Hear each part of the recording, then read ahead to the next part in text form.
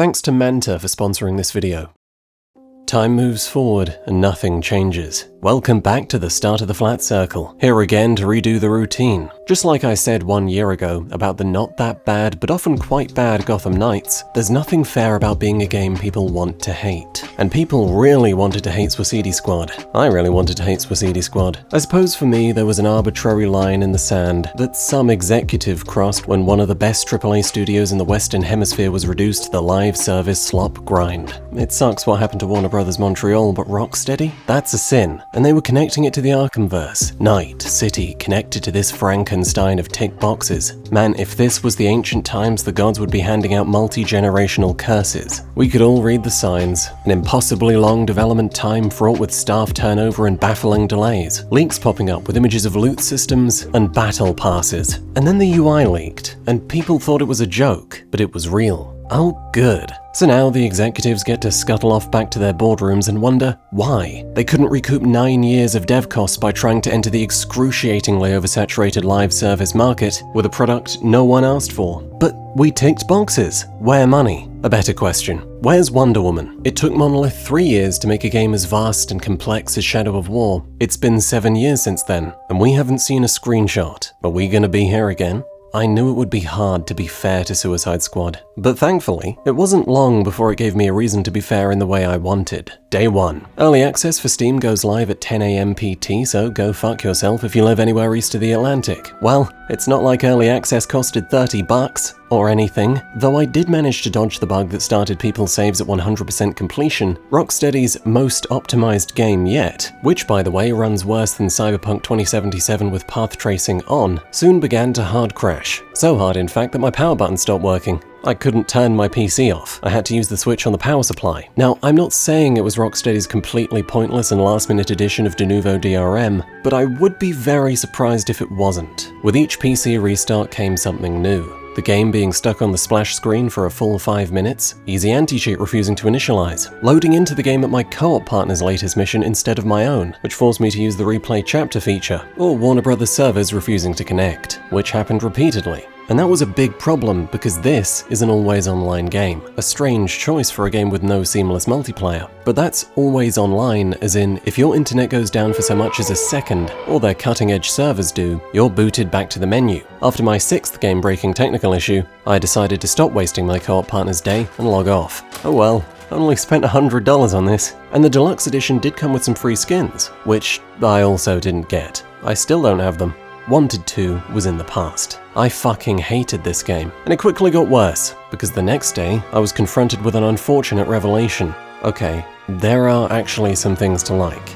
Come on, Whitelight, pull it together. Alright, fair. That doesn't mean positive, it means fair. But it's fair to say that the movement is good. Even in the simplest ways, the character control is outstandingly good. You walk in a way that feels both realistic and remarkably character-driven, with a Harley-like swagger, her head turning after her body in this unbothered way. Now, the price for that kind of fidelity would usually be responsive control, but Suicide Squad is also remarkably responsive. There is a fundamental pleasure in controlling these characters. When you live up to your title and fling yourself from the nearest rooftop, the movement mechanics work too. Each character's kit is centrally founded on a limitation, a stamina bar basically that governs how much or for how long they can use their movement ability, and to get it back, all you need to do is touch a surface. This is the most important reason Deadshot isn't boring. Instead of traveling large distances with unimpeded static flight, you need to consider your environment, aim for a building within reach. It's a start for the mechanical substance, and from there a sprinkling of minor mechanical challenges are introduced, matters of button skill, timing, and precise judgment that take a longer while to master. Harley can cancel her grapples and dive to restore stamina so long as she has enough room to fall. Boomerang can sprint when he exits a teleport, so you can optimize traversal on a flat surface by teleporting momentarily. Every character can slide, sliding being a surprisingly tight timing challenge which adds momentum to your next move. How long is a longer while? Is this enough to engage over time? What do you mean by time? 100 hours? No. But it'll do for the length of the average run. There's not just one character, there's 4. And they don't just play differently, they feel good in different ways too. What unifies them is why. Momentum. The illusion of it through animation and the reality of it on the systems level, like Harley Swing, which features both. It's a physics-based pendulum paired with the ability to climb the rope, so just like in older iterations of Spider-Man's web swinging, you can accelerate the swing at specific points. You can even loop-de-loop. Not significantly enough to have a practical application, but certainly enough to afford a wealth of potential for self-expression, and that is very Harley. With Deadshot, it's purely visual, but the impression of instability lends his flight a sense of power. And with Boomerang, momentum, this sense of being flung from point to point, is one of the reasons teleportation works at all. Ask Robin from Gotham Knights. It's not an easy feat. The other way Suicide Squad tackles the whole long-distance teleportation is boring because you're literally not doing anything problem, is to place the mechanical emphasis on how you select your destination. Instead of a disembodied UI, it's a throw that you have to aim and whose distance you have to judge. It circumvents the problem. With excellent character control and solid movement mechanics, Suicide Squad feels as unlike Gotham Knights as anything could. But remarkably, the movement is also the biggest problem with what is otherwise another of Suicide Squad's strengths. Metropolis. It's pretty.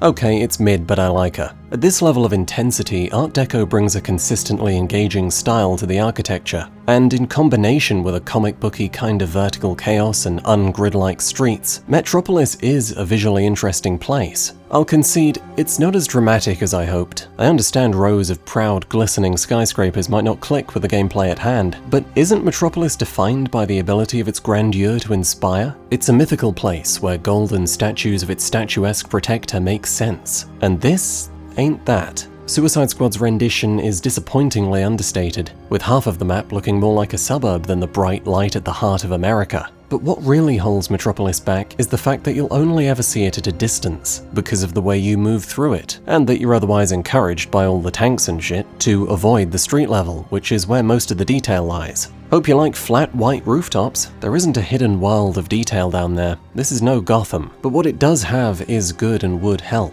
It's a shame. At their best, Rocksteady make 9s and 10s, and this place sits at a lukewarm 6. Just outside the city lies a distractingly good skybox, a vast and moving picture of carnage, portraying endless minor battles won and lost. Echoes of gunfire rattle from the flames. Explosions are made quiet by their distance. You can easily imagine a brutal front line behind those toppled, smoking towers. I don't know if we can praise the city for what's outside it, but this is one part of one of the reasons that Suicide Squad's early hours are actually pretty good. You believe Brainiac's invasion as a serious, active, and evolving situation. This warlike sense of simultaneity marries with a campaign whose earliest hours have you on the back foot, reacting to rapid change. Your train crashes, you're ambushed, you're captured, you stumble onto the Justice League's concerns, or maybe they stumble onto you. A chaos, not just displayed, but experienced, and so we believe in it. Of particular value is that Rocksteady make an effort to maintain an in-game perspective. Major events play out in front of us during gameplay, which helps us to believe there's no distinction between the world we inhabit and the world of the story, something so many other games struggle with. For a time, the premise of the invasion works well, and the game is immersive. The other good thing about the opening hours is that the story and missions do well to keep themselves varied, a particular highlight being the Batman experience, which for us means experiencing Batman from his victim's perspective. Predator, where you're the prey. There's nothing mechanical about this, it's not that scary either. But if there's even a shred of passion for Arkham in your heart, this is as good as fan service gets. For a while, you can really believe Suicide Squad was made by the same people who made Arkham City and Knight. Then, that while is over. Then, you can't believe that anymore. Then, things stop convincing you, the campaign realizes there's not enough content to fill a 10-hour game, and the plot comes in to cook up a series of wafer-thin excuses for why the next mission has to be the exact same thing as the last one. You can't fight the Flash until you've scanned the Speed Nexus and hacked the Crumpet mainframe, dumbass. Now go fight some bad guys on another nondescript Metropolis rooftop. So, one would sure as shit hope that what's being endlessly repeated is fun. Is it? Well, that's a long and dazzling answer. Okay, the shooting is solid. This is the kind of game that finds its central satisfaction in mowing down large numbers of enemies in a very short period of time. It's about the relentless carnal pleasure of bursts of purple blood, damage numbers spewing from the holes, and wet thunking sounds. Even the crosshairs step in to make blowing an enemy's dick off feel good, and that it always does. But the most important mechanical element of combat isn't the shooting. It's the movement. That's a good thing. The unifying trait of the game's wide enemy roster is encouraging you to keep moving, with the basic purple troopers, of which there will always be many, firing slow-moving but highly accurate projectiles. The time they take to reach you kind of acts as your stillness time limit. In addition, only 2 characters can even use long-range weapons, pushing you to close the gap, and enemies tend to spawn with shielded cover, which demands a significant motion to access a usable sightline. This, ultimately, is Rocksteady's basic dynamic design. This is how they establish a constant momentum. This is how they ensure the movement mechanics are always central. It's got energy. It's also where the challenge comes from, as the enemies pile on, shooting efficiently and moving effectively can amount to a decent challenge. It's usually quite fun, and thank fuck for that, because anything beyond that solid foundation sucks mega balls. The strangest of Rocksteady's mechanical choices was forcing you to use ADS. You can't shoot without aiming down sights, so no hipfire. What that means for play is that you can only shoot with a narrowed FOV, slowed aiming sensitivity, and massively slowed movement. That seems quite insane, given the fact that you're constantly surrounded, given the emphasis on constant movement. Ultimately, it means you have to choose between being able to deal damage and being aware of what's happening. Perhaps in some universe, that's a mechanically productive choice, but in Suicide Squad, it gets in the way of skill development. You can counter shots in combat, but you can't counter what you can't see. You can't improve when the limiting factor is the camera. And you can't form as many plans when you don't have all the variables. Then I think of all the potential benefits this design choice might have had. I compare it to the most similar games like Sunset Overdrive and Just Cause, both of which offer hipfire. And I can't think of a single thing. I'm a bit confused. You certainly don't need a critic to tell you that combat being more distinctly separated into bits where you're moving and bits where you're shooting limits the feeling of flow and dynamism, or that mid-flight no-scopes would have been cool. But there's more to this, because Suicide Squad is not just any game. It's also a game that looks like this. You've probably seen the memes, right? A screenshot so cluttered with text, gauges, and bright colors that you have to squint to see just what the fuck is going on behind. Yes, it is often really that bad.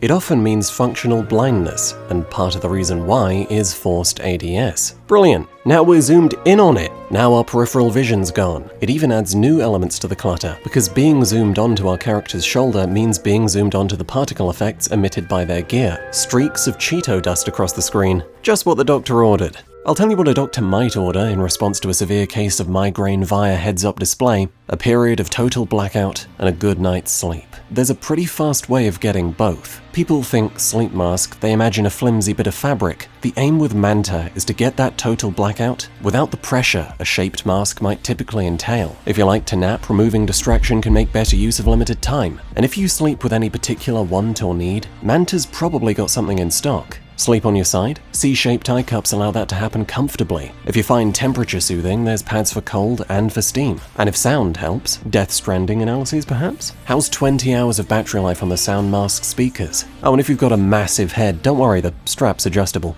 I appreciate not being able to see my computer's lights when I have to leave it on all night, because some dickhead of a game's decided it needs a 22GB update. Thanks, Manta. It's 10% off if you use offer code Whitelight with a link in the description.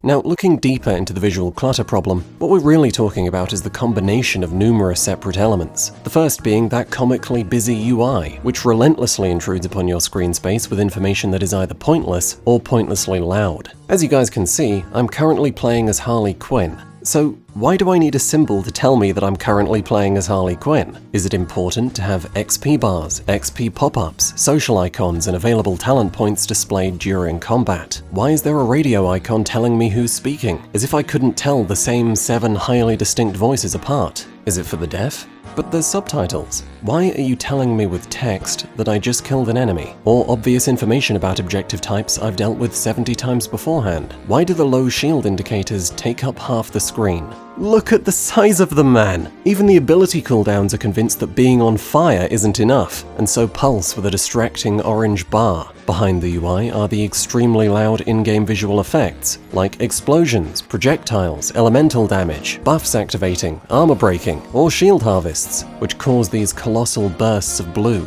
and they can't be done from a distance, so they will always be this noisy. That's not to mention the huge ammo pickups, which have to fight to be seen amongst it all, or the basic mechanical reality of there being this many enemies at once, and 4 active members of the Suicide Squad who can all throw their own grenades and activate their own buffs. It's disorienting. It's one of the most unreadable combat systems that I've ever seen. It's consistently off-putting at the basic level, and it can also lead to deeper frustrations when you're hit by something or you screw up movement inputs, because you couldn't see an important portion of the screen. The larger the fight, the worse this gets. You took damage? Well, there were 17 potential sources, most of them were off screen, and you couldn't see your screen. You don't know why you took damage. In these conditions, the basic relationship between input and outcome become tenuous. Good and bad play begin to lose some of their meaning, which reduces the game's ability to satisfy the player on any level deeper than admiring the fireworks. Yes, I said good play too. The other side of this equation is being rewarded for things, some random combination of buffs and stats that you never could have predicted. It has to do with the RPG stuff. Take a look at your gear, and you'll see the usual looter-shooter affair you'd expect. There's rarity levels, some basic stats, followed by a bunch of perks based on percentages and conditions. When I use that weapon in combat, I can tell why my damage spiked or flawed at different times. I can alter my play accordingly, and doing that well feels good. But that doesn't happen a lot in Suicide Squad. The problem being that it piles on so many perks and bonuses so quickly that their combinations and interactions become practically impossible to pass. Complexity becomes chaos, nuance becomes noise, and this happens really quickly. With 3 weapon slots, each with a list of significant bonuses, a grenade slot with its own, 2 talismans at the start of the game and 2 more at the end of its very short campaign, set bonuses, set bonus synergies, this fucking skill tree, almost every part of which confers significant conditional upgrades, and there being 4 squad members active in combat at any one time, who all have their own versions of this very long list. You get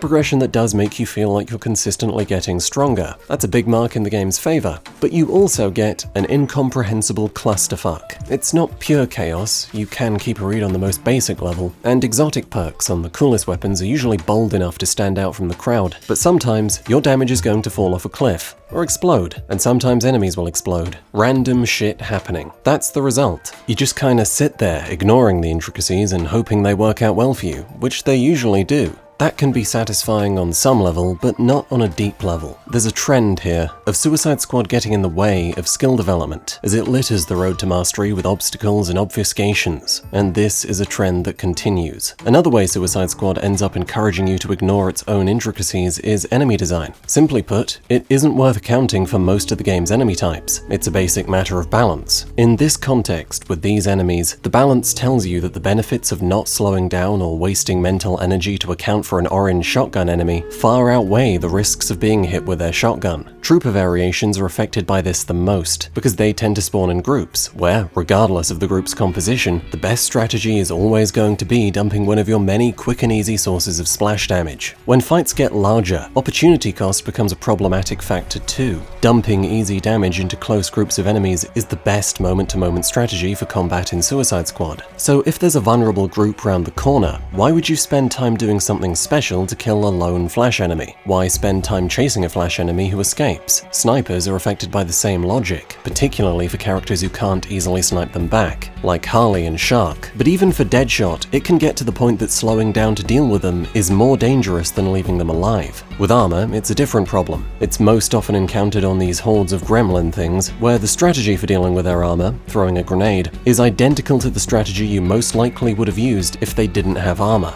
throwing a grenade. Now, there are plenty of exceptions to this problem. Helicopters, bombers, but they are outnumbered by the things that are reduced to noise. Even shield harvests are like this. They're the main way you heal, and you can set them up intentionally by aiming for the enemy's legs. But why waste the time when you can always rely on the random madness of battles to produce enough opportunities for you? Suicide Squad's combat is a Kugel blitz of mechanical chaos. It's a symphony orchestra, with every instrument accounted for 10 times over. Except half the musicians are meth-addled monkeys, and the conductor's asleep. Some sounds are being cancelled out, there's fucking feedback in the mics, and sometimes it's hard to recognize a signal within the noise at all. There is something endearing about that, something perversely entertaining. But it does leave us with a combat system that starts out decent, then tries to do everything it can to evolve, and ends up slightly less decent, because nothing beyond that foundation of moving and blindly shooting works. It's enjoyable enough for 12 hours of campaign, but I don't think it's got the integrity to carry a long-term live service or an endgame addiction. It does tend to get repetitive too, but there the blame lies with the campaign. It's a 1-2 punch of narrative dressing and objective design. Defending Poison Ivy's plants, for instance, with an A, B, and C, is almost never pushed far enough to force you to choose which plant is most in need of help, or, in co-op, to pressure players to split up. So in practice, A, B, and C only serve to communicate where the fight is taking place, and enemies spawn in even tighter groups here, so the basic motion of combat becomes dumping damage into tight groups of enemies and then quickly moving on. Or in other words, the same fucking thing as it would otherwise be. Rescuing soldiers with Pokeballs is the same thing, an A-B-C affair. With the incubators, the challenge revolves around finding out which of the many crystals power the specific incubator you're currently attacking. To do that, you have to follow the wires. And that can actually be kinda challenging given how hard it is to keep track of anything during combat. But beyond this, arguably legitimate challenge, it's the same thing as before. You're dumping damage into close groups, only difference being there's a specific sequence. With the Death Blast, sometimes you have to take shelter to avoid the Death Blast, and escorting the truck simply divides combat into smaller arenas. In combination, these objectives do not even come close to providing a varied gameplay experience, and that feeling of repetition is solidified by the narrative element. Whenever you're carted off to the next set of rooftops, it's always the same kind of transparent technobabble used for an excuse. There won't be any significance to the location of the fight, it's just a random set of buildings, and there'll be no attempt at characterizing the fight with music. It's always the same upbeat rock. Campaign fights then feel identical to bugouts in the open world, or fights in side missions. It's one flat stream. Well, almost. It would be nice if that was true. On the basic level, side missions are the same shit as ever, but most of them also come with rules that massively constrain viable playstyles. Crit damage only, or status effects only, or counter shots only. This isn't the kind of thing that invites thoughtful build crafting. It's the kind of thing that has you standing around waiting for some arsehole to present a counter opportunity, or in the case of critical damage only, switching to Deadshot. It doesn't work. It bogs things down, and ironically, it almost always leads to more repetitive play, as you endlessly resort to the same handful of viable strategies. So what is this? Some kinda boundless mediocrity? Okay, let's talk about the story. No one drops the funny lines, guys, I'm sorry. But nevertheless, the squad as characters is a good place to start. Sadly, it's not a good start. Suicide Squad doesn't do character. It does personalities, surface-level characteristics, but nothing deeper than that. You will never understand Digger Harkness. You will never care about Deadshot. There are no powerful moments with Shark. There are no arcs, no one changes. There are no themes. Not even about, like, coming together. It makes for a very surface-level story and very surface-level attachments. So, just personalities then. Unfortunately, they're also not that good as personalities. The game's allergy to change is so strong that it even includes their chemistry as a team. The squad at the end is identical to the squad at the start. When arguments occur, they're dropped and forgotten immediately, and connections never form. So you don't even have that basic relational shit to engage with. What you do have is jokes. Ruh-roh! Some of the jokes in Suicide Squad are admittedly quite good, but for a game that's 90% jokes, that's really not saying much. There isn't a joke here that you haven't seen many times before, or that you haven't seen done much better. I've synthesized a more potent vector for kryptonite radiation.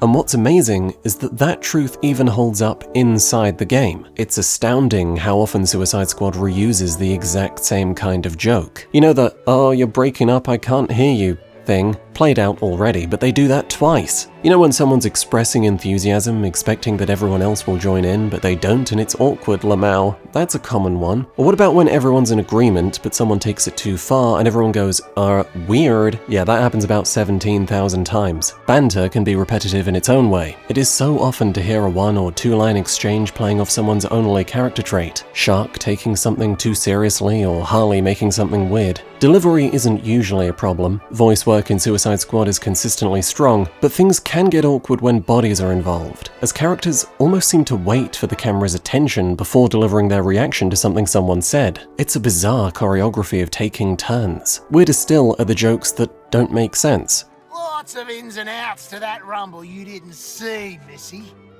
Missy? Nah. I'm not one of your incognito browser searches. You get what the joke is trying to be, but according to my extensive research, Missy is not a category of adult entertainment, and so the joke just doesn't work. Deadshot. Bats is all over you like egg on an all-beef patty. Do eggs spread especially well on beef patties? Are eggs a common option for beef burgers? Just in the middle of the Speed Force shitstorm with a toy truck for babies. Oh, better than the other way around. Why would the other way round be worse? What the fuck are they talking about, guys? Sometimes the problem is as simple as can be. It's just not funny. What always bugged me was, why didn't bats live in a belfry? Lots know what a belfry is? Even bad jokes can be entertaining. I don't think any of this is intolerable. And because it's always happening, it probably won't be long before something does make you think, That actually is pretty funny. but on average, no. It's sure as shit not worth paying money for. That bug was collateral damage. Stop. Do you guys think people who make bad jokes are really people? Possibly. But the Suicide Squad don't feel like people. Their humor is too choreographed, too formulaic, and characters feel more like parodies of themselves, which makes it harder still to connect with them. I just did not give a shit about these guys, about whether Waller presses the button, or what happens between Deadshot and Green Lantern. And it wasn't the only thing I didn't give a shit about. Then there's the small matter of, killing the Justice League. It's kind of amazing that Rocksteady managed to make a concept that bold feel pedestrian. Item 1. The Justice League are evil now, veins surging with Brainiac's mind-controlled Kool-Aid, which immediately softens some of the edginess and novelty inherent to the concept of villains killing heroes, because it means they're not heroes. They're just more villainous villains than you. But hey, that can still work. Fighting someone more evil than you works for most super stories, so why not here? Unfortunately, they're also not very good at being evil, because it's mind control. Their evil is not character-driven. So when we fight Flash, we aren't really fighting Flash. We're fighting his purple eyes, the external force wearing his body and appropriating his whimsy. You could call this a concept-level problem. Argue the Justice League would never willingly abandon the light. But let me ask you this. Why not? We know Arkham's Batman wouldn't, his nature is established, but no one forced Rocksteady to staple this inherently wild concept onto the Arkhamverse. If the comics can have a parallel universe where Thomas Wayne domes people and Superman becomes king of the world, then why can't you create a universe specifically for this game where Flash is an incel and Wonder Woman's warrior upbringing has some, negative side effects? I don't think it's a bad idea. I think it's bad execution. Either way, founding the conflict on Dr. Doofenshmirtz's evil juice dulls the whole affair. And the list goes on. The Justice League never do anything to make you truly hate them. Oh no, Flash killed Lex Luthor. Not Lex Luthor, the guy who's been on screen for 20 seconds and then immediately got replaced with a second Lex Luthor. Rivalries, where they exist, are short-lived and surface level. Ultimately, what this means is that you don't give a shit about killing the Justice League. It means that killing them has no impact. Christ, there's not even any catharsis in the act itself. 0 HP, the body unceremoniously flops over in a cutscene, and that's all she wrote. Yeah, people online whined about Boomerang pissing on Flash's corpse, but A, shock value is at least a registerable emotion, and B, that never happened. He whips out his foot-long gigadong, the squad notice and impart due respect, but that's it. No pissing occurs. The most disrespectful thing to Flash here is that you killed Flash and felt nothing. Things are better with Green Lantern. Why? Because of Wonder Woman. Being immune to mind control, Diana wages her war alone. She understands that she is humanity's last hope. She also believes her friends can be saved, though knowing deep down that's a comforting lie. This tension between goodness and weakness is legitimately compelling. It's the source of some of the game's best moments of physical comedy, as the squad try and fail to convince her of the grim truth. And it's the foundation of Suicide Squad's one and only character arc, lending power to the moment she lets go of her love and plunges a crystal into Kal's chest, and ultimately, lending power to her death. Her view of Lantern's lifeless body is the only time killing Lantern emotionally registers. This is a brief flash of excellence. You'll see nothing like it again. Perhaps even more than the reversal of good and bad, the most uniquely interesting thing about the concept of the Suicide Squad killing the Justice League is the power differential between the Suicide Squad and the Justice League. It's the same appeal behind Batman vs Superman, the howl factor. How is a guy with no powers going to fight a guy with all of them? It's a fun thought experiment, proven by the boys in The Dark Knight Returns to be a writer's playground.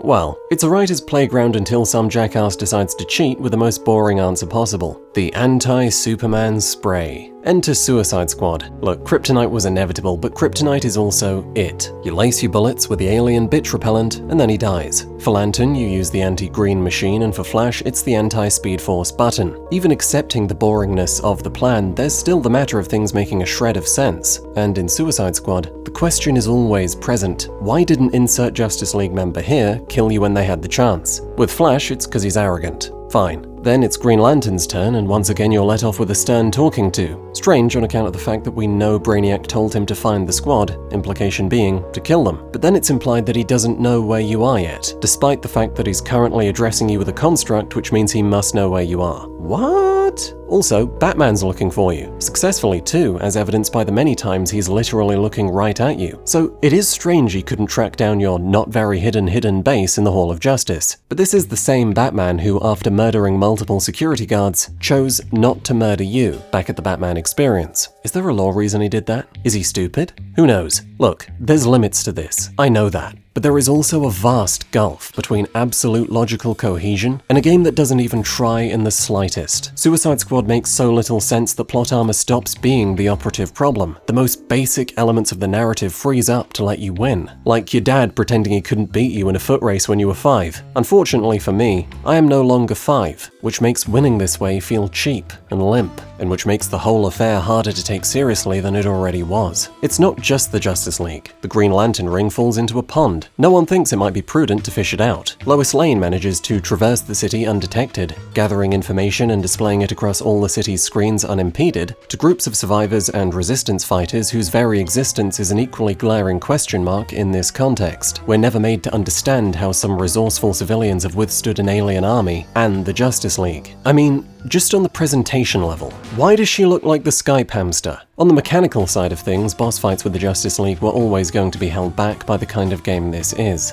Co-op means there might be more than one player, so there'll be no tightly crafted one-on-ones. It also means you could be playing as any character, so you can't involve Boomerang's Speed Force abilities in the flash fight, or even design attacks for a specific weapon archetype that one character might not be able to use. What the designers know you can do is shoot, vaguely, and move, also vaguely but very freely, which makes designing a moveset even harder. What we ended up with then should not have been a surprise. Underwhelming spins on regular combat, a large arena filled with a bunch of obstacles to pressure movement, and a target to shoot. For Lantern, it's a big target but lots of them. For Flash and Superman, it's one target that moves very quickly. What Rocksteady get right is that these fights are more challenging than the average engagement. There's some satisfaction to be found in that, but that's it. It's always deflating. With Superman, it's almost funny. And then there's Batman.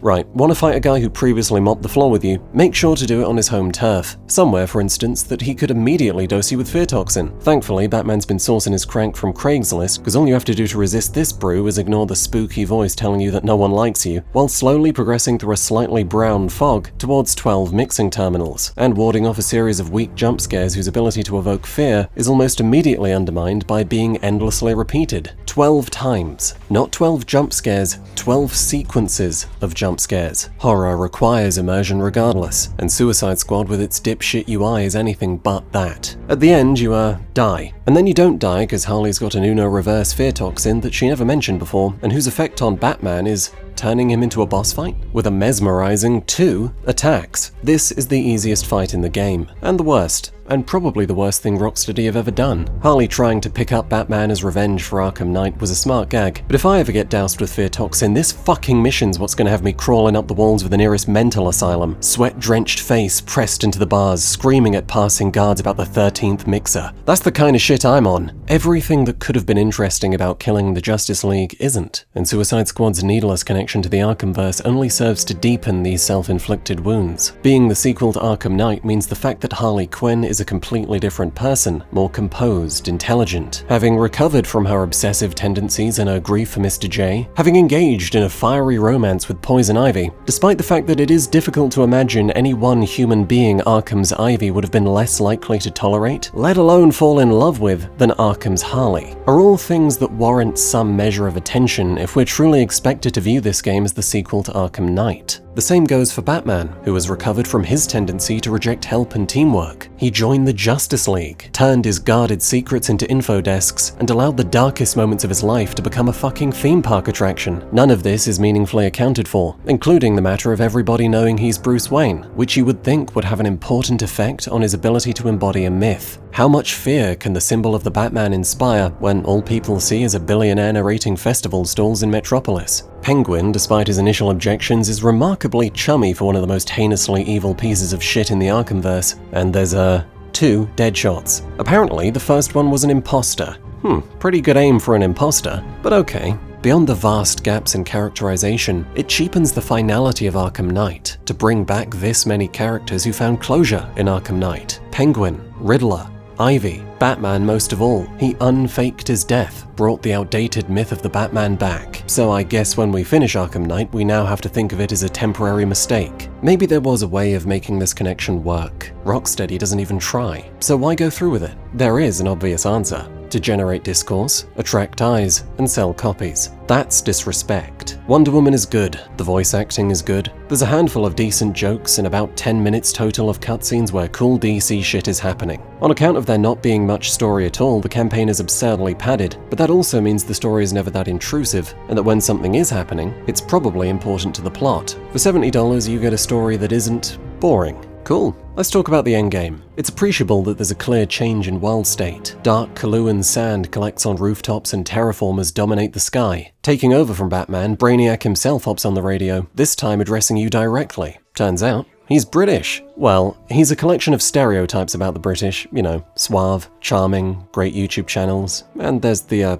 whole colonial invasion thing too, but mostly he's suave and charming. I like Brainiac. He's entertaining. Sadly, he's also a broken record. Repetitive announcements is kind of a trademark problem for Rocksteady, but holy cannoli, this shit can't have been intentional. He just won't shut the fuck up. Talking 2 to 3 lines in the span of a minute, so he'll exhaust his lines quickly, and then twice, and then again, and before long, you'll be repeating them in your sleep, with a perfect British accent and everything. It's a problem, because it's irritating, and the goal of Suicide Squad's endgame is to make you want to come back. Let's see how they do that mechanically. In order to kill Brainiac on Earth 2, you'll need to cough up 3,000 Brainiac bucks, but at the start your Brainiac broke, so it's off to deal with some Brainiac bullshit in the open world. It's the same bullshit from the campaign, don't get your hopes up. Thankfully, it's not long before you're Brainiac ballin', and on the other side of the portal to Earth 2, you're greeted with what was seriously described to me as a raid. Yeah, it's 2 more basic combat engagements followed by a boss fight with the big man, and by the big man, I mean the Flash.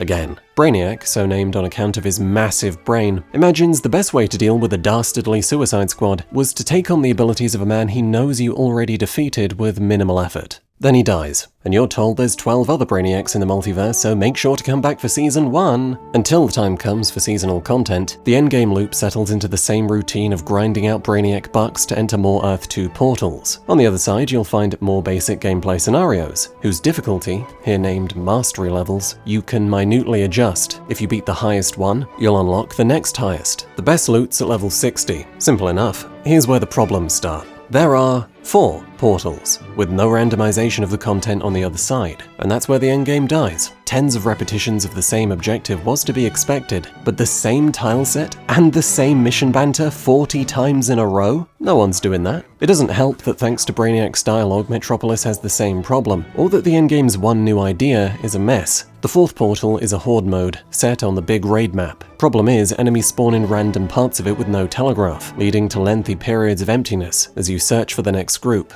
And you know what? It's a real shame, because the loot side of the endgame is surprisingly strong. Two-Face, Bizarro, and Bane sets look good, are good, and are also genuinely interesting to use. Bizarro, for instance, crazes enemies on critical hits, but then there's an alt-fire which does extra damage proportional to the amount of time the enemy has been crazed. But it drains your shields. It's a bit convoluted, but you can come up with an interesting playstyle by building around that. Bane's stuff is more about hitting critical reloads and getting close, but even beyond villain sets, the hunt for master weapons, which are conventional loot drops with completely busted stats, keeps the loot pool reasonably exciting, and you can continue to fine-tune your gear at vendors to your heart's content. There's no escaping the randomness of Suicide Squad's chaos, but as your builds get bold, it's easier to keep track of what you're responsible for amongst the relentless noise. Unfortunately, it doesn't matter. It doesn't matter that character customization is a letdown, or that the combat probably wasn't going to sustain a big endgame population regardless, because nobody's sticking around to do the same 4 missions. Take my word for it, or take the Steam charts. It was a big mistake to keep people waiting for Season 1. The assumption I made when I wrote that last paragraph was that waiting would mean a month. Even at the time, that seemed absurd given the game's need and accordingly plummeting player count. But it didn't take a month. It took 2. We live in a society where people think that cynicism and wisdom are the same thing. Yet time and time again, the correct perspective on this game was one far more pessimistic than my own. I did not think it would be this way. We were thrown into the Joker's Elseworld, a separate instance of Metropolis but in Joker's dimension. Spangled, complete and scarce random with funhouse decorations, narrated with a new set of repetitive Brainiac lines, and populated by 6 portals. No, not 6. 2 turret objectives make 5. 2 kill 'em all objectives make 4. Otherwise, it's standard fare. Nothing new. And you bet they've all got their own mission-specific dialogue waiting to be heard for the 100th time, which they will be, if you actually want to play as the Joker, because Brainiac's holding him hostage. Personally, we want the big man. It's level 35 minimum, 40 recommended. Your progress bar will inch forward, a level a mission on average, amounting to about 5 hours of grinding. The same 4 missions with no story, no cutscenes, no audio logs to break it up. No Joker, but the word, sparsely written in funfair lights. And all the while, you know what's going to be staring you down? 1,000 Luther coin to unlock him early. $10, £10 to skip to the part you came for. The whole of Gotham is going to be forced to complete the battle pass. There are 2 problems here. Neither is the concept of having to work for the new character. The first is that this shit is about as fun as shaving your pubes with a cheese grater. It's a hollow reskin of the numbing farce that was the first one. A joke, made funnier here by the fact that you can't unlock mastery difficulties until you've beaten Brainiac. So they're also probably going to be stupidly easy. The second problem is having a grind half the length of Arkham City to make the one-time purchase more appealing. What? It's just not very cash money, Rocksteady, on account of this game not being free to play, and in fact costing $70, or $100 in my case for the skins I never got. I did get my premium battle pass token though, so that was something. Now I could grind about 80 levels of voice lines and generally horrifying reskins of each character's one new skin. I had to get Joker. For this video, I had to see if you could still kick a guy in the nuts, hit the griddy and die. I was so close to pressing that button. I didn't, but it still felt like losing. The meta-narrative of Season 1 is that you will slowly become the character you desperately wanted to have. But anyway, then you hit level 35 and it's off to the trans-dimensional Asloom. But not really, because the price of entry is another 3,000 Brainiac bucks, which you're not likely to have, on account of needing to spend it all on those missions you were grinding. So that'll add another half hour at least. But then, for real this time, we're fucking there. Content. Let's go. Oh my god, it looks exactly like every other fucking incursion we've done here. Oh my goodness. Same deal as before. Horde mode map, 2 basic gameplay scenarios, Brainiac. By which I now mean Lean Lantern. Thanks to all the grinding you've done, there's a good chance you're cutting through this content like butter. But Rocksteady have a solution. Make the damage window absurdly short. That way the fight will take at least 6 phases. What? Shoot ads and constructs at length, then shoot Brainiac for a nanosecond before his shield comes back. There's also a death blast, which takes no effort to avoid, and another 10 overconfident assertions from Brainiac, which really aren't helping the broken record thing. Is this worse than the Batman fight? Yep. Okay, Joker time. You know the line from the trailer, "At least buy me dinner first"? Yeah, he drops that and then the mission ends.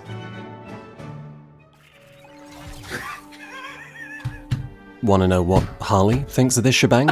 Me too. Now it's time for the cutscene back at base where Waller goes, "Wow, this guy's kinda crazy." And Joker goes, "Yeah, that's me. I talk about blood and guts and killing in a wishful voice and switch randomly from a threatening tone to laughter. I'm the Joker, baby." He's stock Joker. Store brand, performing a bland and predictable routine. Neither menacing nor funny. Now you guys might have seen that coming, but perhaps not that it wouldn't matter, because that is it. There's no more Joker, no more story. Everything that happens in Season 1 happened in the trailer. I don't need your validation, but it sure would be nice. You know, back home, I'm more than just a murderer. I'm a mass murderer. It might look like I've only got one leg, but you should see all the ones I've got buried in my yard. Anyone else getting some real Joker vibes from this stuff? Anyone? Indeed, I have become the Joker, baby. So how does he play? Well, you can use pistols and SMGs, so in combat he plays like Harley Quinn. But when it comes to movement, you're in for a different kind of grind. Joker can rocket jump to gain huge amounts of upwards momentum, but he's only got 2. He can move forward at speed by skating with the umbrella, but that costs stamina. He can recharge both by touching a surface, but he can also get some stamina back with a rocket jump, inviting a unique loop of moving upwards and forwards. You can also grind on the ground at no stamina cost, which is something that no one else can do and is also dope as fuck. Animations, physicality, he's got 'em. I expected Joker would keep up the standard, not that he would exceed it. And that's great, for 5 or 10 minutes, however long it takes for you to accept that what remains is more of the excruciating path it took to get here. Episode 2 will bring a few new maps, 100 days until Season 2 for the next character, but will anyone be there? Maybe you're among the small few who remain invested in Suicide Squad, having held on through each passing failure that filtered out 1,000 others. But now, there's another one, looming from afar, and it's the biggest one yet. To remain invested in Suicide Squad now, you have to bet on a future that might never come. This game failed. 3 seasons make sense when you have enough players, but Suicide Squad doesn't, and it never will. There is no winning people back. Because if you want a game like this to sink 100 hours into, there are 100 others. They do it better, and they don't come with a stain. You don't have to be embarrassed to openly admit you play them. Suicide Squad is a game people want to hate. It's the classic corporate abomination, and it took Rocksteady down with it. It killed Arkham, it shot Batman in the head. That's the narrative, and that narrative will bury it in a lead-lined sarcophagus under 30 feet of concrete. There is no coming back. Is that fair? Surely it at least deserves a chance. Maybe, but maybe there isn't any real solution to games like this besides the failure of games like this. Maybe, in truth, no ending is the good ending. It just wouldn't feel like a good ending. And of course, I'll see you next time. Special thanks go to L. Hudson, Lex Williams, Andre Baltuta, Holy Shift, Combat Wombat, John Lemley. I wish you could see the gameplay from my angle right now. Oh, it's special from mine. Dylan Schaefer Murphy, Warthol, The Last Great Opium Den, Caleb Finnemore, DJ. You think we're gonna get him? How long do I need to make my username before Whitelight stops saying my name out loud? Dan Walker, Shinku, Chino, Chase Baker, G. Series, William Vossler, Joe Simmons, I Pay My Cam Girl, so why not you? Navy Husky, Save, MT the Poet, Deluxo, Calvin Black, Dr. Pavel, Carlos Skibber, John C. Please, keep it going. This is going to be the credits footage. Please. Give me at least a minute of this.